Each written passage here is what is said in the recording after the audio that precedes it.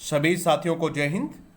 दोस्तों, हम the Hindu newspaper के माध्यम से इंग्लिश सीखने का प्रयास करते हैं और इंग्लिश सिखाने का प्रयास करते हैं। मैं आपका दोस्त डॉक्टर अशोक शर्मा आप सब लोगों का आपके अपने YouTube channel doctor Ashok Sharma में स्वागत करता हूं। दोस्तों, मैं आप लोगों को बता दूं कि ये जो चैनल है इसका एकमात्र उद्देश्य ये है कि जो लोग गांव ढाणी में बैठे हैं, जिनको अंग्रेजी से डर लगता है, जो इंग्लिश मीडियम में नहीं पढ़े हुए हैं, जिनके माता पिता इतने सक्षम नहीं हैं, इतने बहुत ज़्यादा पढ़े लिखे नहीं हैं, उनके बच्चों को भी इंग्लिश पढ़ने का, इंग्लिश सीखने का, एग्ज़ाम पास करने का पूरा अधिकार है। हमारा जो चैनल है ये उन लोगों को समर्पित है। आप उन लोगों तक इसको पहुंचाइए। हम पूरा प्रयास करेंगे कि आपको आपके घर बैठे बहुत अच्छे स्तर की अंग्रेजी पढ़ाई जाए। अंग्रेजी का एक फुल पैकेज आपको दिया जाए जिसमें आप पे ग्रामर पढ़ सकते हैं, कंप्रेहेंशन पढ़ सकते हैं, वोकैबुलरी पढ़ सकते हैं। बहुत शानदार शानदार चीज़ें आपको इस सेशन में मिलती हैं। अब हम आज का ये सेशन शुरू करते हैं। आज का जो एडिटोरियल है, इस एडिटोरियल को शुरू करने से पहले जो लोग रोजाना इस चैनल को देखते हैं, रोजाना इस सेशन को देखते हैं, वे जानते हैं कि हमारा एक रिवीजन सेशन भी होता है। उस रिवीजन सेशन में हमने जो कल पढ़ा उसके बारे में रिवीजन करते हैं। आज जो हम पढ़ने वाले हैं, इस एडिटोरियल में कौन कौन से नए शब्द, कौन कौन से कीवर्ड आने वाले हैं, उनको देखने वाले हैं, कॉमन एरर के क्वेश्चंस करने वाले हैं और एक बहुत ही शानदार वोकैबुलरी ड्रिल करने वाले हैं जो आपको अंग्रेजी सीखने में बहुत मददगार होगी। अब हम वहाँ पहुँचते हैं और ये है आज का हमारा रिवीजन सेशन। आपको इसकी पीडीएफ मिल जाएगी हमारे Telegram channel doctor Ashok Sharma English पे। आप वहाँ पहुँचिए और इसकी पीडीएफ लीजिएगा, पीडीएफ को सोल्व करने की कोशिश कीजिएगा ताकि आपको चीज़ें स्थायी रूप से आपके पास रह सकें, आपको समझने में और ज़्यादा आसानी रहे। हम वो सब प्रयास करने की कोशिश कर रहे हैं जिससे आपको अच्छे से अच्छा समझ आ सके। फिर भी आपको लगे कि सर इसमें और सुधार होना चाहिए तो आप निश्चित रूप से कमेंट बॉक्स में लिखें, हम उस पर पूरा ध्यान देंगे। ये है हमारा आज का रिवीजन सेशन।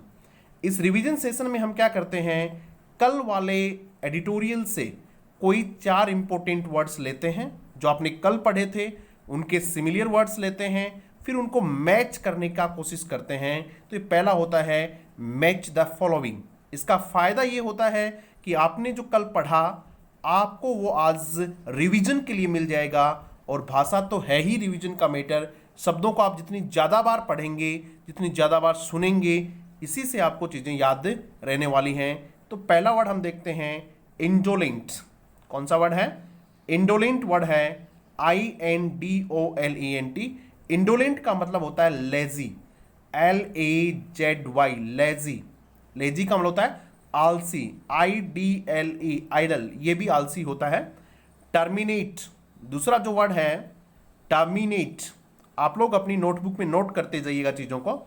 टर्मिनेट का मतलब होता है किसी चीज़ को रोक देना, स्टॉप। किसी चीज़ को रोकना क्या होता है? टर्मिनेट करना होता है। किसी चीज़ का एंड करना टर्मिनेट होता है। आइसोलेशन, एकांत जो होता है वो आइसोलेशन होता है। सेग्रीगेशन जिसको आप लोग कहते हैं, सेपरेशन जिसको आप लोग कह सकते हैं। टू टेक स्टॉक ऑफ, किसी चीज़ को इवेल्युएट करना। टेक स्टॉक ऑफ मुहावरा है जिसका मतलब होता है किसी चीज़ को इवेल्युएट करना, किसी चीज़ की जांच पड़ताल करना, जायजा लेना। अब हम देखते हैं कि इनको किस तरीके से मैच करें। इंडोलेंट का मतलब आलसी होता है। इधर जो वर्ड है स्लॉथफुल, SLOTHFUL, स्पेलिंग लिखी हुई आप देख लीजिएगा। स्लॉथफुल जो है इसका मतलब आलसी होता है, ये मैंने आपको उस दिन बताया था। टर्मिनेट, इसका मतलब सीस होता है, रोकना। आइसोलेशन, आइसोलेशन का मतलब होता है loneliness, isolation, loneliness. To take stock of, इसका मतलब होता है असेस, जांच करना, असेसमेंट जिसको आप लोग कहते हैं। तो ये इसके सीधे सीधे मैच कर रहे हैं। तो ये हमारा पहला सेशन था जिसमें हमने चीज़ों को रिवीजन किया, चीज़ों को रिवाइज किया। दूसरा, आज के इस आर्टिकल में जो हमने आपको एडिटोरियल अभी दिखाया था उसमें हम क्या पढ़ने वाले हैं वो इस दूसरे सेशन में लेंगे हम, जो इस सेशन का दूसरा हिस्सा उसमें ग्रामर एंड वोकैबुलरी। आज क्या ग्रामर पढ़ने वाले हैं और क्या वोकैबुलरी पढ़ने वाले हैं। आज सबसे पहले हम बिसाइड और बिसाइड्स में डिफरेंस पढ़ेंगे। ग्रामर का ये बिंदु पढ़ेंगे आज हम, बिसाइड और बिसाइड्स में डिफरेंस पढ़ेंगे। बता देता हूं आपको मैं, बिसाइड BESID, बिसाइड का मतलब होता है के पास में, के पास में। Beside me, she was standing beside me, she was standing, वह खड़ी थी मेरे पास। स्टैंडिंग बिसाइड यानी पास में, नियर। दूसरा वर्ड हम देखेंगे बिसाइड्स, BESIDES, बिसाइड्स। इसका मतलब होता है के अतिरिक्त, के अतिरिक्त इसका मतलब होता है। तो ये चीजें आप जरूर समझेंगे। Besides Ramesh, Pooja was there, Ramesh के अतिरिक्त पूजा भी वहां थी। तो बिसाइड्स का मतलब होता है के अतिरिक्त। ये पढ़ने वाले हम। और मैं आपको बता दूं कि आज के सेशन में जो हमारा विशेष फोकस रहेगा, जो मुख्य फोकस रहेगा, वो रहेगा सब्जेक्ट को पहचानना और सब्जेक्ट के साथ वर्ब को पहचानना। यानी हम हर सेंटेंस में आज विशेष रूप से जो ये सेशन डेडिकेट रहेगा वो इस बात पे रहेगा कि आपको सब्जेक्ट और वर्ब को पहचानना आ जाए। हर सेंटेंस में हम फोकस रखेंगे, सब्जेक्ट कहाँ है, वर्ब कहाँ है, सब्जेक्ट कहाँ है, वर्ब कहाँ है। ये चीज़ आपको समझ आ जाएंगी तो आपकी इंग्लिश काफ़ी इंप्रूव हो जाएगी। तो ये हम आज के सेशन में रखेंगे। वर्ड्स कौन कौन से बड़े पढ़ेंगे, अच्छे शब्द कौन कौन से पढ़ेंगे, देखिएगा। पहला वर्ड जो हम पढ़ेंगे आज वो पढ़ेंगे एक्सटेंसिव। कौन सा वर्ड पढ़ने वाले हैं? ये वर्ड पढ़ने वाले हैं एक्सटेंसिव। एक्सटेंसिव का मतलब क्या होता है, देखिएगा। एक्सटेंसिव का मतलब एडजेक्टिव है लार्ज। एक्सटेंसिव का मतलब होता है व्यापक।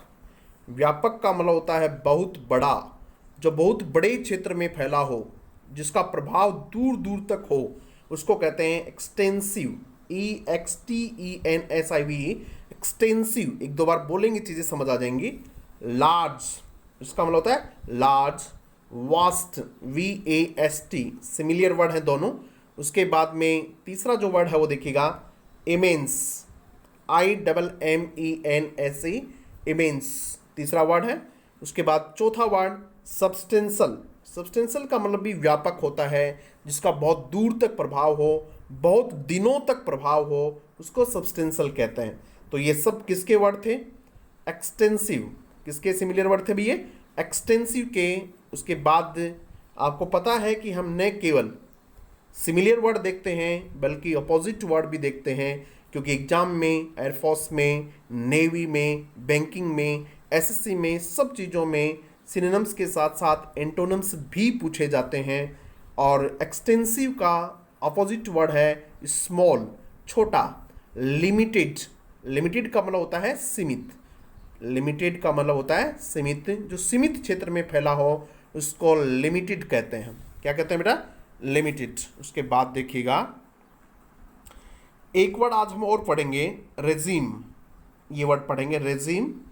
एक्चुअली रेजिम का वर्ड होता है गवर्नमेंट, शासन। एक ऐसा शासन जो लोकतांत्रिक ढंग से नहीं चुना गया हो, उसको स्पेशली क्या कहते हैं? रेजिम कहते हैं। गवर्नमेंट, यहाँ आज के जो हमारे एडिटोरियल में ये शब्द काम में आएगा, उस शब्द का अर्थ होगा सिस्टम, तंत्र।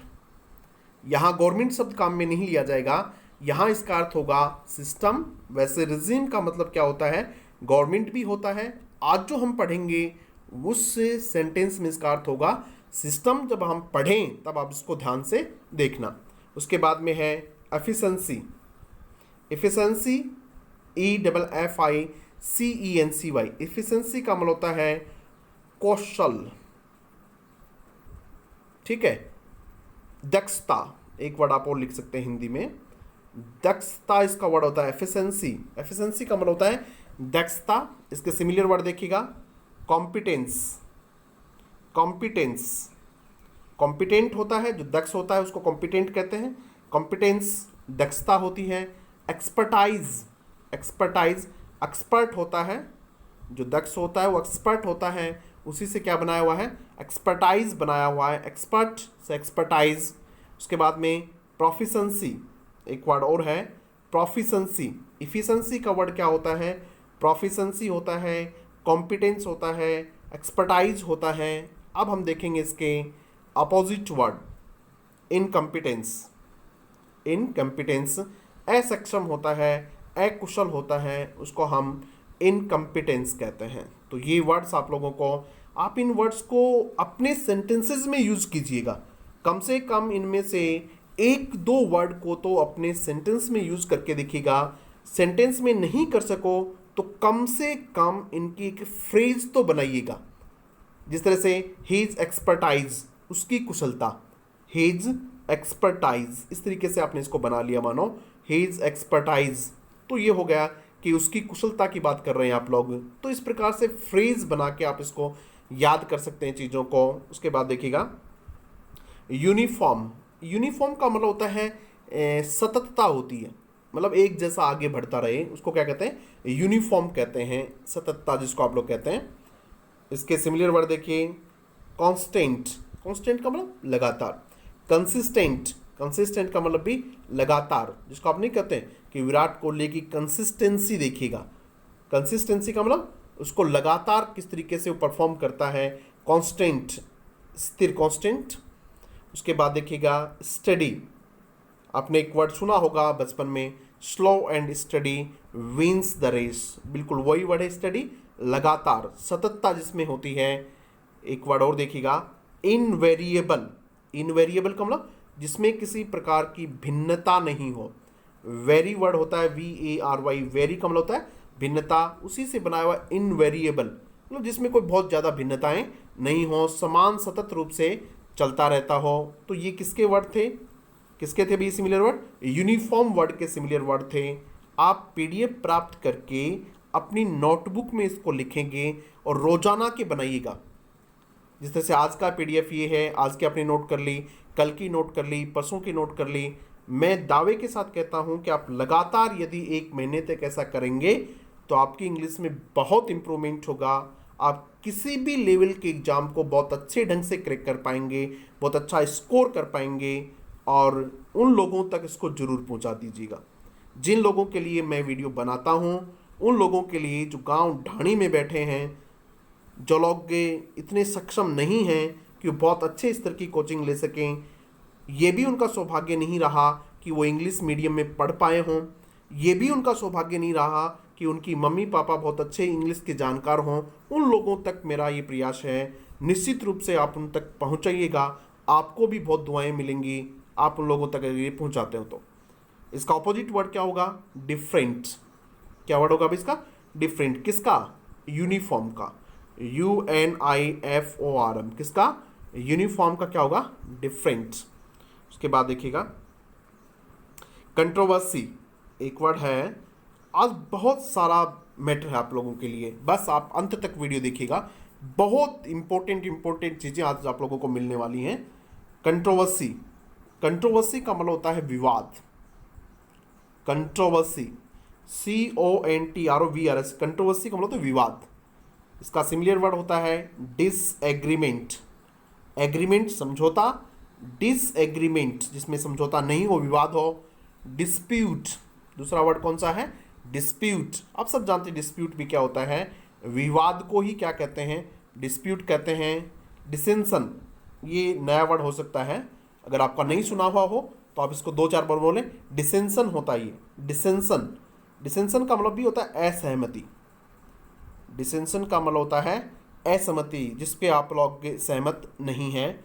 और इसका ऑपोजिट वर्ड क्या होगा, एग्रीमेंट, जिस पे आप सहमत हो। अकॉर्ड, एक वर्ड होता है ACORD, अकॉर्ड यानी आप किसी चीज़ पे सहमत होते हैं तो वो अकॉर्ड की स्थिति बनती है, एग्रीमेंट या फिर अकॉर्ड।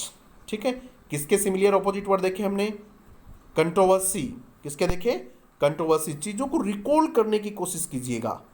इंग्लिश बहुत आसान सब्जेक्ट है, बहुत आसान भाषा है, बस रिकॉल करते रहने की कोशिश कीजिएगा। और अब आज का एक शानदार, सबसे शानदार वर्ड मुझे लगता है लैंग्वेज, लैंग्वेज, LANGUS। लैंग्वेज का मतलब होता है किसी चीज़ को कमज़ोर करना, किसी चीज़ को दुर्बल स्थिति में होना। लैंग्वेज का मतलब होता है दुर्बल, वीक करना। अगर वर्ब होगी तो ये कमज़ोर करना लैंग्वेज होता है, लैंग्वेज। वीकन, WEAKEN, वीकन का मतलब क्या होता है, कमज़ोर करना।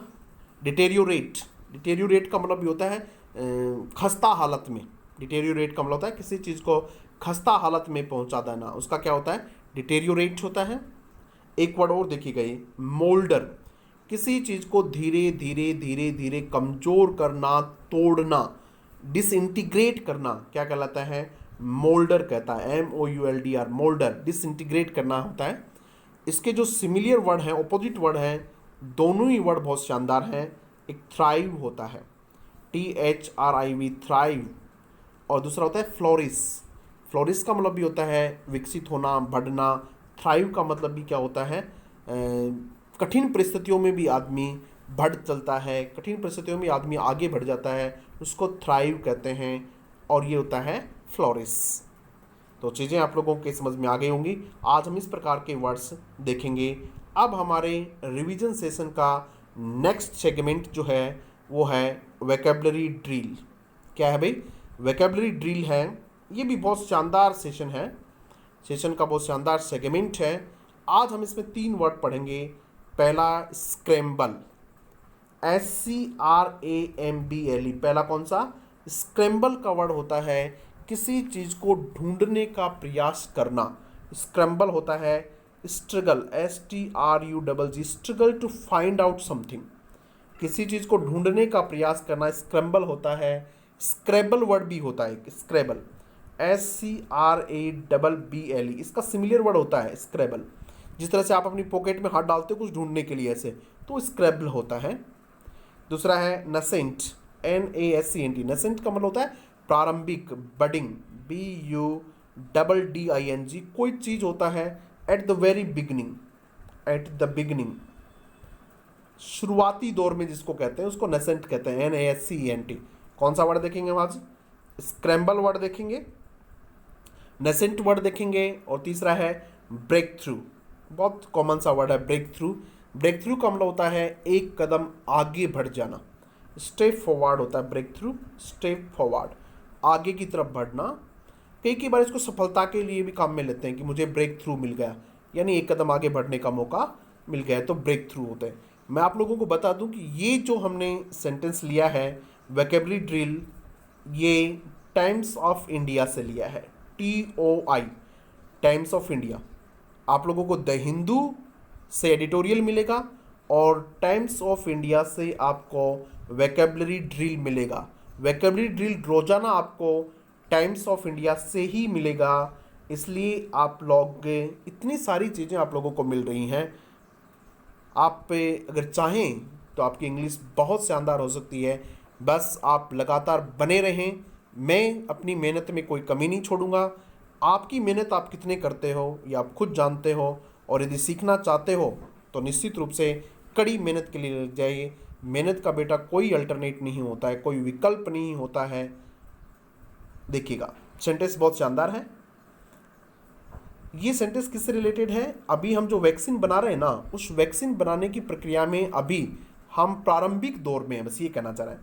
एज इंडियन फार्म्स, जैसे कि भारतीय जो फार्म्स हैं, उद्योग हैं, to develop a vaccine for corona virus, वो क्या कर रहे हैं, कोरोना वायरस को लिए वैक्सीन डेवलप करने की क्या कर रहे हैं, उसको खोजने की क्या कर रहे हैं, खोजने के लिए स्ट्रगल कर रहे हैं ना, खोजने का प्रयास कर रहे हैं। तो इसके लिए कौन सा वर्ड आ जाएगा, स्क्रैम्बल वर्ड आ जाएगा। कौन सा आ जाएगा, स्क्रैम्बल। तो क्या हो जाएगा, as Indian farms scramble, SCRAMBLE, जैसा कि भारतीय फार्म्स, भारतीय जो औद्योगिक हैं, यूनिट्स हैं, वो प्रयास कर रही हैं, स्क्रैम्बल, स्ट्रगल कर रही हैं, टू डेवलप, विकसित करने की, वैक्सीन, एक वैक्सीन विकसित करने की कोशिश कर रही हैं। किसके लिए, कोरोना वायरस के लिए। एक्सपर्ट्स जो हैं वो क्या कह रहे हैं, एक्सपर्ट्स महसूस कर रहे हैं दैट की रिसर्च इन, जो खोज हो रही है, रिसर्च यानी जो खोज हो रही हैं, इन द कंट्री, हमारे देश में जो खोज हो रही हैं, in the country, is still, वो अभी भी हैं, कहाँ हैं, एट ए स्टेज, कौन से स्टेज पे हैं, प्रारंभिक दौर में हैं। और उसके लिए हमने एक वर्ड लिखा था नसेंट, NASCENT, नसेंट। बेटा ये आप लोगों को क्लोज टेस्ट में, कंप्रेहेंशन में बहुत काम आने वाले हैं। तो इसके लिए हम क्या लिख देंगे, NASCENT, नेसेंट, प्रारंभिक दौर में है। एंड एनी कॉन्क्रीट, कोई ठोस, ब्रेक थ्रू, यहाँ ब्रेक थ्रू लिखेंगे, कोई ठोस सफलता, इज नॉट लाइकली, वो लाइकली का मतलब संभावना नहीं होना, नॉट लाइकली संभावना नहीं होना, विद इन ए ईयर, और कोई ठोस ब्रेक थ्रू की संभावना नहीं है कितने दिनों में, 1 साल तक तो कोई ठोस संभावना नहीं है। तो ये हमने देखा कि सेंटेंस में वर्ड्स किस प्रकार से यूज करते हैं। 3 बिल्कुल नए शब्द आप लोगों को हमने सिखाने का प्रयास किया है। अब आते हैं इसके लास्ट सेगमेंट में, और लास्ट सेगमेंट होता है कॉमन एरर का सेगमेंट। ये सेंटेंस है, आप इसमें एरर ढूंढने का प्रयास कीजिएगा, आपको मिलता है तो बहुत अच्छा है, अदरवाइज ये सेंटेंस आज के एडिटोरियल में है, हम वहाँ इसमें एरर आपको बताएंगे। सेंटेंस देखिए क्या है, दो यद्यपि food is a universal necessity, यद्यपि भोजन क्या है, एक यूनिवर्सल नेसेसिटी है, शाश्वत आवश्यकता है, यानी सबको होने वाली आवश्यकता है। यूनिवर्सल नेसेसिटी, नेसेसिटी होती है आवश्यकता है, ये इसका पहला पार्ट था। दोज हु प्रोड्यूसेस इट, जो लोग इसको प्रोड्यूस करते हैं। लैंग्वेज, लैंग्वेज का मतलब कमज़ोर हो रहे हैं, दुर्बल होते जा रहे हैं, अभी लास्ट में हमने वर्ड देखा था। एट द बॉटम, बिल्कुल बॉटम पे, सबसे नीचे के स्तर पे, किसके नीचे के स्तर पे, bottom of the economic pyramid. Economic pyramid जो है, पिरामिड ऊपर से ऊपर इस तरह से, उस इकोनॉमिक पिरामिड के सबसे नीचे वाले स्तर पे वे लोग परेशान हो रहे हैं, वे लोग कुचले जा रहे हैं, वे लोग दुर्बल स्थिति में हैं जो लोग इसको पैदा करते हैं। ये तो इसका मीनिंग था। आपको ढूंढना है इसमें एरर कहाँ है, कोशिश कीजिएगा इसमें एरर ढूंढने का। अब आते हैं हम हमारे कहाँ, आज के एडिटोरियल में।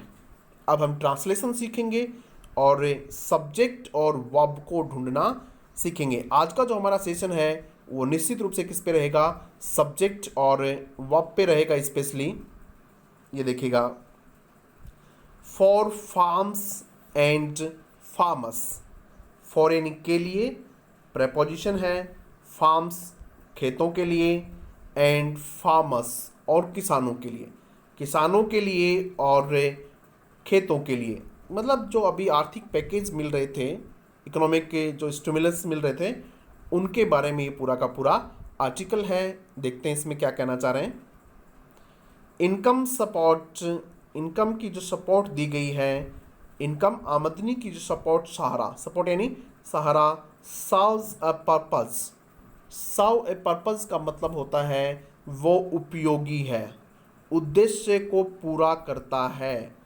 Income support serves a purpose, यानी सरकार ने जो इनकम सपोर्ट की है, इनकम की जो राहत सपोर्ट दी है, सहयोग दिया है, उससे उद्देश्य पूरा होता है, यानी वो यूज़फुल है, उपयोगी है, आवश्यकताओं को पूरा करने वाला है। सर्व ए पर्पस का मतलब होता है टू मीट द रिक्वायरमेंट्स, आवश्यकताओं को पूरा करने वाला, यानी उसका फ़ायदा हो रहा है, to be useful.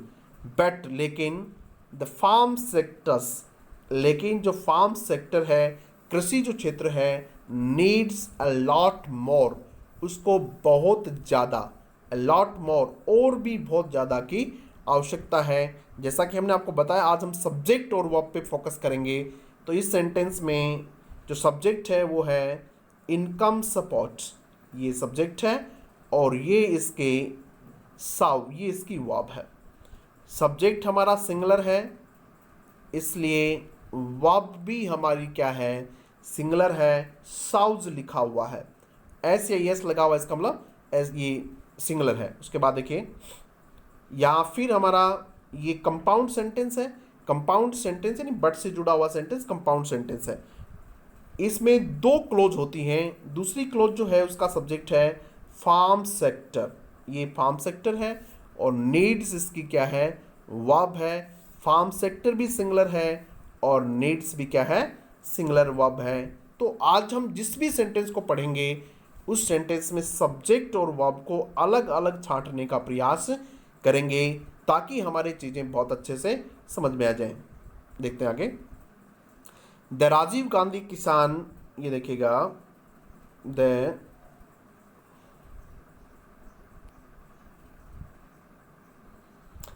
Rajiv Gandhi किसान न्याय योजना, राजीव गांधी किसान न्याय योजना लॉन्च्ड बाई, जो लॉन्च की गई है किसके द्वारा, छत्तीसगढ़ के द्वारा, छत्तीसगढ़ राज्य के द्वारा। कब, लास्ट वीक में जो लॉन्च की गई है। एम्स 2 उसका मकसद है, एम्स 2 उसका क्या है, उद्देश्य है, उसका मकसद है टू सप्लीमेंट का मतलब होता है किसी चीज़ को पूर्ण करना। सप्लीमेंट का मतलब होता है किसी चीज़ को क्या करना, पूर्ण करना, उसको सप्लीमेंट कहते हैं। किसी चीज़ की पूर्ति करना, मानो कोई चीज़ अधूरी है उसकी क्या करना, पूर्ति करना, उसको क्या कहते हैं, सप्लीमेंट कहते हैं। आपूर्ति करना, पूर्ण बनाना।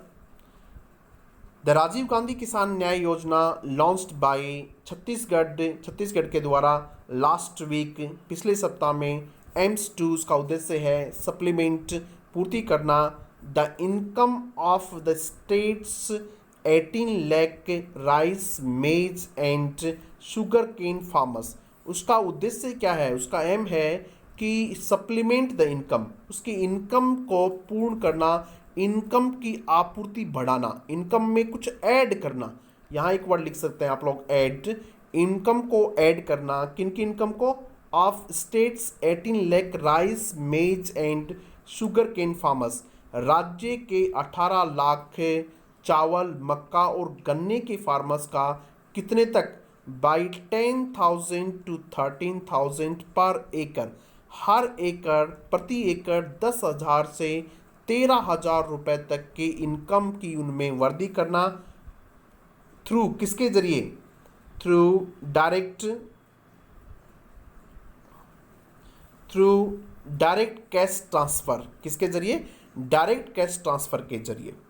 अब इसमें हम देखें क्या कहना चाह रहा है कि राजीव गांधी किसान न्याय योजना जो चलाई गई है छत्तीसगढ़ के द्वारा, उसका उद्देश्य है कि किसानों की इनकम को ऐड किया जाए, उनकी इनकम को बढ़ाया जाए। कहाँ तक, 10,000 से लेकर 13,000 प्रति एकड़ तक, किसके जरिए, थ्रू डायरेक्ट कैश ट्रांसफर, इसके जरिए। अब इसमें देखेंगे हम सब्जेक्ट कहाँ है, सब्जेक्ट ये है द राजीव गांधी किसान न्याय योजना, बस यही सब्जेक्ट है। उसके बाद ये इसकी वर्ब है एम्स 2, बाकी ये जो जुड़ी हुई हैं सब एडवर्बियल हैं। लॉन्च्ड बाय, ये सब इनलार्जमेंट होते हैं। सब्जेक्ट ये है और इसकी वर्ब यहाँ है। ये देखिए सिंगुलर है, इसलिए एम्स क्या है, इसमें सिंगुलर आया है। तो ये चीज़ें आपको समझ में आ रही होंगी। उसके बाद देखते हैं बिसाइड्स, के अतिरिक्त। मैंने आपको बताया था कि बिसाइड और बिसाइड्स का अंतर पहले ही बता दिया मैंने आपको। तो बिसाइड्स यानी होता है के अतिरिक्त, किसके अतिरिक्त, the centre's PM Kisan scheme, राज्य की केंद्र की जो पीएम किसान स्कीम है उसके अतिरिक्त। बिसाइड का मतलब होता है in addition to, ADDITI, in addition to, के अतिरिक्त, किसके अतिरिक्त, किसके अतिरिक्त भाई, the centre's PM Kisan scheme that provides, जो प्रदान करती है 6,000 रुपीज़, 6,000 रुपये देती है किनको, टू फार्म फैमिलीज, किसानों के परिवार को, ओइंग, जो उनका मतलब पजेज होता है, जिनके पास हैं, POSSES, owing less than 5 acres, जिनके पास 5 एकड़ से कम भूमि है, एकड़ ऑफ लैंड, उनको कितने रुपए देते हैं, 6,000 रुपये देते हैं। कौन सी योजना, ये जो योजना है सेंटर्स केंद्र की पीएम किसान योजना, जो इनको इतने रुपए प्रदान करती है। इसके अतिरिक्त, बिसाइड्स यानी इसके अतिरिक्त, Telangana, Orissa and Andhra Pradesh have similar cash transfer programmes for farmers. इसके अतिरिक्त ये राज्य भी, तेलंगाना है, उड़ीसा है, आंध्र प्रदेश है, ये देखो बहुवचन हो गया ना, ये सारे इसके सब्जेक्ट हैं, इसलिए है सिमिलर, बिल्कुल वैसे ही cash transfer programmes, cash transfer, cash को ट्रांसफर करने के प्रोग्राम्स किनके लिए, किसानों के लिए, बिल्कुल वैसे ही प्रोग्राम्स उनके भी हैं। फॉर यानी के लिए, फॉर बैलेंसिंग, बैलेंसिंग का मतलब एक बैलेंस बनाने के लिए, द इंटरेस्ट हितों में बैलेंस करने के लिए, इंटरेस्ट यानी है हित फायदे, फॉर बैलेंसिंग एक संतुलन बनाने के लिए किनमें, द इंटरेस्ट हितों में, ऑफ द कंज्यूमर्स उपभोक्ताओं के हितों में, एंड द फार्मर और किसानों के हितों में एक संतुलन बनाने के लिए India has an extensive minimum support price regime, मैंने कहा था रेजिम यानी सिस्टम होता है, तंत्र है। इस काम के लिए फॉर बैलेंसिंग संतुलन बनाने के लिए किनके हितों में, कंज्यूमर्स, ठीक से समझिएगा चीज़ों को, कंज्यूमर्स एंड फार्मर्स के हितों को एक संतुलन बनाने के लिए भारत के पास है, इंडिया हैज़ एन एक्सटेंसिव एक व्यापक विशाल, एक्सटेंसिव वर्ड हम पहले देख चुके हैं, minimum support price MSP regime, Bharat के पास एक मिनिमम सपोर्ट प्राइस तंत्र है, विच जो जो काम करता है, जो वर्क्स, देखिए ये विच है रिलेटिव प्रोनाउन है, इससे पहले रेजिम आया है तो ये वर्क्स इसके अनुसार है, जो काम करता है इन कॉम्बिनेशन विद, कॉम्बिनेशन साथ मिलके, विद द पीडीएस, पीडीएस भी होता है पब्लिक डिस्ट्रीब्यूशन सिस्टम जो होता है ना, जो कोटा वगैरह का सामान जो देते हैं उसको पीडीएस कहते हैं, ये उसके साथ मिलकर काम करता है, which works in combination with the PDS, PDS के साथ काम करता है, बट लेकिन द एफिशिएंसी, बट लेकिन द एफिशिएंसी, एफिशिएंसी कुशलता, हमने पहले ही बताया था आप लोगों को एफिशिएंसी का मतलब क्या होता है, दक्षता, इसके इंग्लिश के सारे वर्ड हम पहले लिख चुके हैं इसलिए यहाँ नहीं लिखेंगे, बट द एफिशिएंसी लेकिन कुशलता, ऑफ नाइदर एमएसपी, नहीं तो एमएसपी की प्रोक्यूरमेंट्स, प्रोक्यूरमेंट्स का मतलब खरीदारी करना, प्राप्त करना होता है प्रोक्यूरमेंट, यहाँ खरीदारी करना है, बट लेकिन the efficiency of neither MSP, नहीं तो एमएसपी की खरीदारी की कुशलता, नॉर द पीडीएस और नई पीडीएस की, इज यूनिफॉर्म, वो एग्रीमेंट में नहीं है, यूनिफॉर्म का मतलब उनके बीच सामंजस्य नहीं है, अक्रॉस द कंट्री पूरे देश भर में, समस्या ये है कि चीज़ें तो हमारे पास हैं लेकिन उनमें क्या नहीं है, सामंजस्य नहीं है, किन किन के बीच में, एमएसपी के बीच में और जो पीडीएस है इसके बीच में किसी प्रकार की कोई यूनिफॉर्मिटी नहीं है, सामंजस्य नहीं, एग्रीमेंट नहीं है, कहाँ, अक्रॉस द कंट्री पूरे देश भर में, अक्रॉस का मतलब पूरे देश भर में, कल हमने इसको देखा था। द सेंटर सेज, सेंटर कहता है, इट फिक्सेस एमएसपी, ये एमएसपी मिनिमम सपोर्ट प्राइस ये फिक्स करता है एट 1.5 टाइम्स, 1.5 गुना, 1.5 टाइम का मतलब क्या है यहाँ 1/5, 1.5 है तो 5 मतलब 1.5 गुना हो गया ये।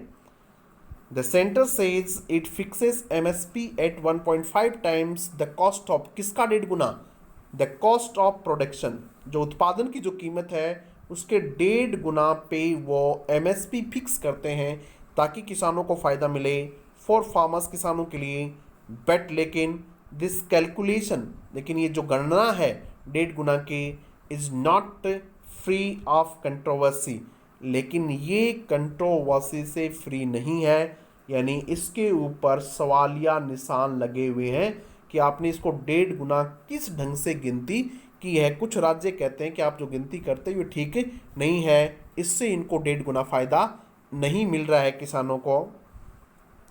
लास्ट ईयर अब पिछले साल सेवरल स्टेट्स, अनेक राज्य, सेवरल स्टेट, सेवरल जो एडजेक्टिव है ये अपने बाद में प्लूरल नाउन लेता है, कैसा नाउन लेता है, प्लूरल। तो देखिए क्या गया इसके साथ, स्टेट्स आ गया, सेवरल स्टेट्स, बहुत सारे राज्य, पिछली साल, इंक्लूडिंग क्या करते हुए, शामिल करते हुए, किसको शामिल करते हुए, छत्तीसगढ़ को शामिल करते हुए, एंड बीजेपी रूल्ड यूपी, और बीजेपी शासित यूपी को भी शामिल करते हुए, एंड हरियाणा, और हरियाणा को भी शामिल करते हुए, क्वेश्चन, उन्होंने सवाल उठाया था, उन्होंने क्वेश्चन उठाया था, question the centres MSP calculation, उसने केंद्र का जो एमएसपी का जो कैलकुलेशन है, आंकड़े गणना का जो सिस्टम है उस पर सवाल उठाए थे। अब ये क्वेश्चन वो है जो हमने आप लोगों को आज कॉमन एरर के लिए दिया था। यद्यपि food is a universal necessity, यद्यपि भोजन एक यूनिवर्सल शाश्वत, यूनिवर्सल का मतलब क्या होता है, शाश्वत नेसेसिटी आवश्यकता है, दोज फिर भी वे लोग हु प्रोड्यूस इट जो इसको प्रोड्यूस करते हैं। वहाँ हमने एरर में क्या लिखा था, PRODUCES कर दिया था, प्रोड्यूसेस कर दिया था, यानी इसके साथ एस लगा दिया था, इस वजह से गलत हो गया था। एस क्यों नहीं आएगा, यहाँ देखो ये रिलेटिव प्रोनाउन हु, जब रिलेटिव प्रोनाउन से सेंटेंस जुड़ा हो तो वर्ब जो आती है इससे पहले वाले के अनुसार आती है। और दोज क्या है, बोलो भाई क्या है, दोज प्लूरल है तो ये वर्ब भी क्या नहीं चाहिए, प्लूरल होनी चाहिए। और एस लगते क्या हो जाता है, सिंगुलर हो जाता, तो ये प्लूरल है, ठीक है। Those who produce it language, language का मतलब होता है परेशान हैं, पीड़ित हैं, दुर्बल हैं, कमज़ोर हैं। एट द बॉटम ऑफ, सबसे नीचे के स्तर पे, ऑफ द इकोनॉमिक पिरामिड, आर्थिक पिरामिड जो है उसके सबसे नीचे के स्तर पर वही लोग हैं जो लोग इसको पैदा करने वाले हैं। और उनको ऐसा नहीं होना चाहिए, उनकी भी सुनी जानी चाहिए। और हमारा जो वीडियो है ये भी उन्हीं लोगों के लिए है, उन किसानों के बच्चों के लिए है, उन बच्चों के लिए है जो बहुत बड़ी बड़ी कोचिंग्स में नहीं जा सकते, जिनके माँ बाप खेतों में काम करते हैं, अपने बच्चों के लिए बहुत ज़्यादा सुविधाएं नहीं जुटा सकते हैं, उनको भी अंग्रेज़ी पढ़ने का हक है। और यदि आपको लगता है कि उनको भी अंग्रेज़ी पढ़ने का हक है, उनको भी बहुत अच्छे स्तर से तैयारी करने का हक है, तो आप ये उन लोगों तक ज़रूर पहुँचाएँ। Thank you very much.